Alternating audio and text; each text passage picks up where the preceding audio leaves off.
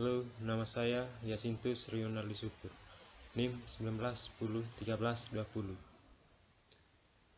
Kali ini saya mau menjawab pertanyaan-pertanyaan soal ujian akhir semester mata kuliah Interpersonal Skill. Yang pertama, saya akan menjawab pertanyaan nomor 1.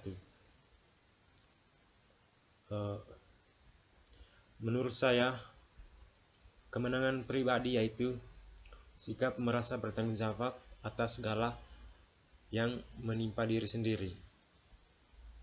Segala yang kita jalani adalah pilihan hidup kita sendiri. Oleh karena itu, maka hasilnya berupa baik atau tidak baik atau buruk ditanggung diri sendiri.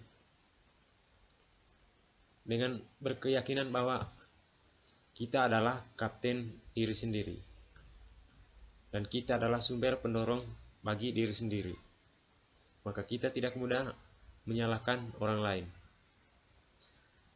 Saya ambil contohnya di nyamuk saja.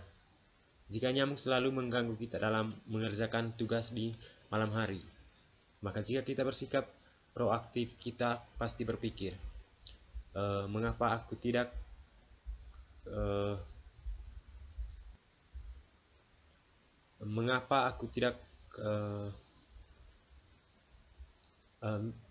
tidak beli sovel tadi siang. Tapi kita adalah orang yang reaktif, maka kita akan menyalahkan Tuhan dan berpikir, kenapa sih Tuhan harus menciptakan makhluk yang selalu mengganggu dan gak ada gunanya. Yang berikutnya, kemenangan publik.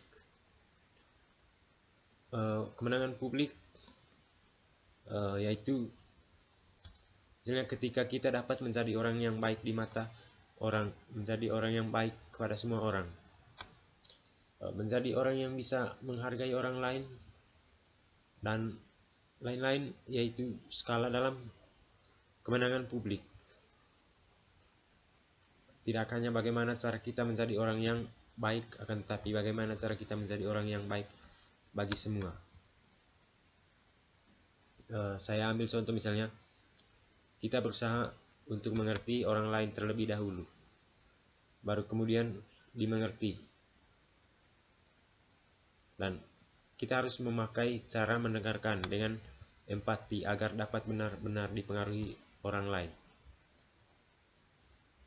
yang bisa mendorong mereka untuk balas mendengarkan kita dan berpikir terbuka untuk kita dapat dipengaruhi. Ini dapat menciptakan suasana kepedulian, menghormati, dan pemecahan masalah secara positif. Mungkin segitu aja nomor satunya.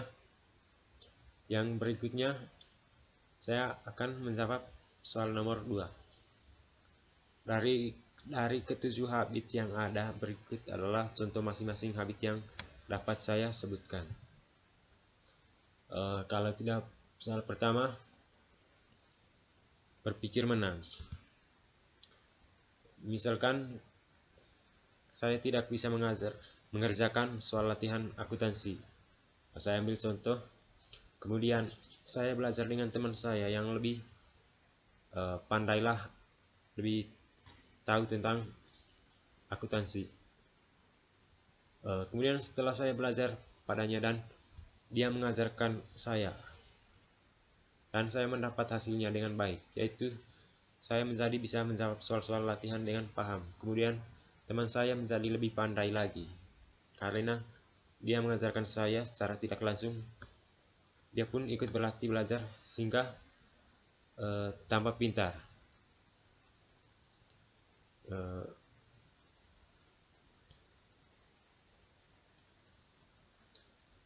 Kemudian yang kedua, berusaha mengerti baru dimengerti.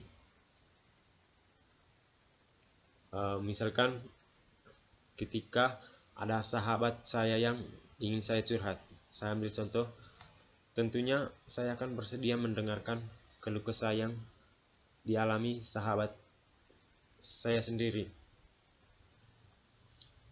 Misalkan dia sering curhat tentang masalah kehidupan pribadinya, baik tentang keluarganya, pacarnya, pekerjaannya, ataupun lainnya.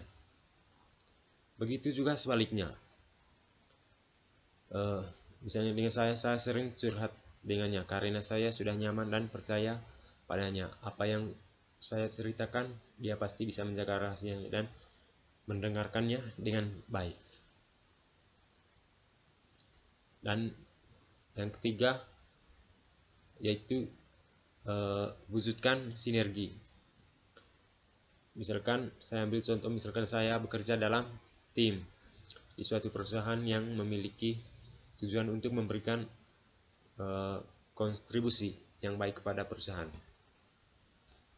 sehingga saya dan karyawan lainnya mewujudkan sinergi. Kami saling bekerja sama, membantu dan saling mencari solusi ketika ada masalah, dan untuk memberikan kontribusi yang terbaik bagi perusahaan. Contohnya, saya dan karyawan lainnya disiplin dalam bekerja, datang dan pulang kerja dapat tepat pada waktunya, melakukan pekerjaan dengan baik sampai selesai dan mencapai target pekerjaan tepat pada waktunya. Mungkin segitu aja untuk nomor 2-nya. Yang berikutnya nomor 3. Menurut saya pribadi, setelah saya mengikuti mata kuliah interpersonal skill yang berdasarkan pada buku Stephen R. Covey, hal yang saya dapatkan yaitu berupa keterampilan interpersonal yang baik bagi saya, dan saya mulai mendapatkan banyak sekali manfaat atau keuntungan setelah saya mengikuti mata kuliah interpersonal skill yang kurang lebih selama 1 semester. Dan salah satunya adalah saya mampu menciptakan serta menjaga keharmonisan hubungan dalam pergaulan. Itu sih menurut saya. Segitu aja mungkin untuk nomor 3-nya. Dan yang terakhir, saya akan menjawab pertanyaan nomor 4 atau soal nomor 4. Kalau dari saya pribadi sih, cara saya merubah kebiasaan saya setelah mengikuti mata kuliah interpersonal skill selama kurang lebih 1 semester ini, yaitu dari saya, yaitu saya melakukan perubahan dengan membentuk kebiasaan baru.